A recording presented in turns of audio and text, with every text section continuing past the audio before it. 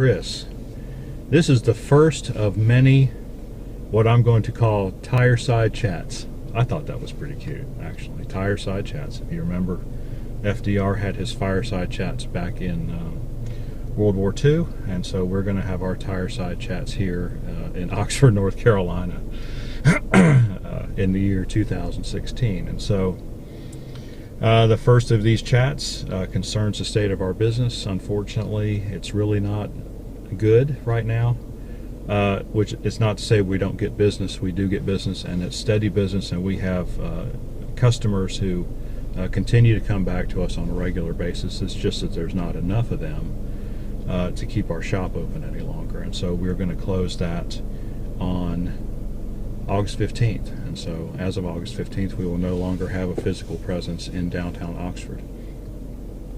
Now, that doesn't mean we're going to go out of business completely. Basically, we're going to go back and do what we did before we opened the shop. Well, actually, before we went to Raleigh Road Flea Market in, when was that? October of 2010. So we've been kind of an official business now for almost 6 years at a real location of one sort or another. We were at Raleigh Road, and then we were over here. We came here in January of 2013. So we've been here 3 years, 3.5 years, and it's been a good time, but the business just isn't there, and so we are going to revert back to the more mobile type of business that we had before then.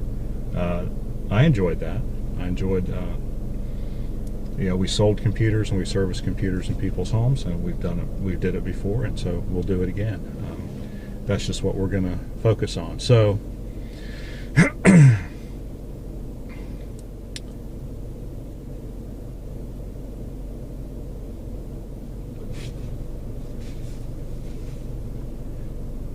there's Fleming. He's in early today. Well, he's not early. It's 7:47, but his first two customers are already lined up. So what we're going to do is over the next few weeks, we'll have to get all of our stuff out of here, move it home. I've got a really nice, I've got a good place at home that I can put a little work center. So, no worries there.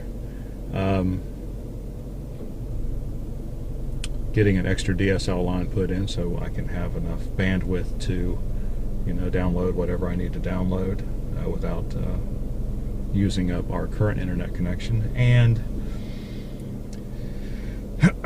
thinking about pricing structure, thinking about how much it's going to cost. Of course, it's going to be kind of on a case-by-case basis, but generally speaking, a house call, if you just call us and you want us to come, you have a problem you want us to take a look at,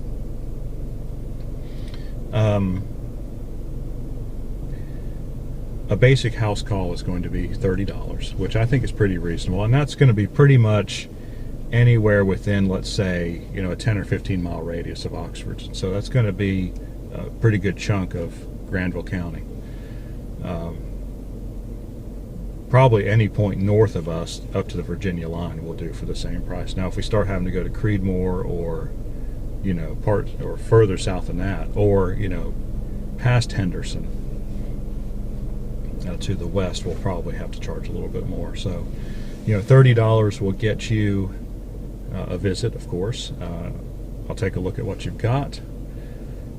If it's just a minor thing, let's say you just want a wireless printer set up, let's just say you're having some kind of internet problem, it takes, maybe I have to reset the router to get it going again or something like that. Something, up to an hour. Up to an hour of my time will be $30. But what I'm always going to suggest is if you need like one of our services, like our cleanup service, which we now charge $50 for, the price is going to be the same. It's still going to be $50. Come to your house, pick up your machine, do what we need to do, fix it, reload it, whatever needs to be done, and then bring it back to your house and set it back up, and then give you 5 or 10 minutes to sit there and look at it, make sure everything's working properly, make sure everything's to your satisfaction. So, to my mind, that's what most people are going to probably want to do, rather than have me sit there and tinker around at their house for a couple hours on something that may or may not work. And so, but we can come to that kind of deciding what to do won't take very long. And I think most people, they know they've got a virus, or they know their computer's slow, and we're going to be able to figure that out pretty quick, and we're just going to be able to use that flat rate service instead of like an hourly rate. And I really don't want to get into hourly rates, because I really don't want to spend a lot of time in people's houses. I mean, I would rather just go get it and bring it back home and be able to work on it and bring it back. Because a lot of these things do take a tremendous amount of time. I mean, a cleanup generally might take six hours or more, easily. Now, it doesn't mean I'm constantly working on something for 6 or 8 hours. It means, I'm doing something for 15 minutes and I'm waiting 20 minutes or 25 minutes for something to finish. And then I go to the next step and it takes another 15 minutes to do something. And then you wait another half an hour. And then, and that's kind of how it is. There's not a whole lot of actual labor time involved in cleaning up a computer, but the actual time it takes is still quite substantial. So, I'd rather not sit around your house all day for 8 hours, let's say, and then charge it, whatever, $200. I mean, why do that, right? So that's what we're going to do, and that's the basic pricing structure. Hardware issues are still the same. We'll have to order parts, probably. In terms of, especially with laptops and desktops, I mean, it's impossible to stock parts, because there's so many different kinds. Now, probably in regards to smartphones and tablets and things like that, now I will probably start keeping in stock 3 or 4 iPad screens, some iPad 5s, iPad 2s are still pretty popular.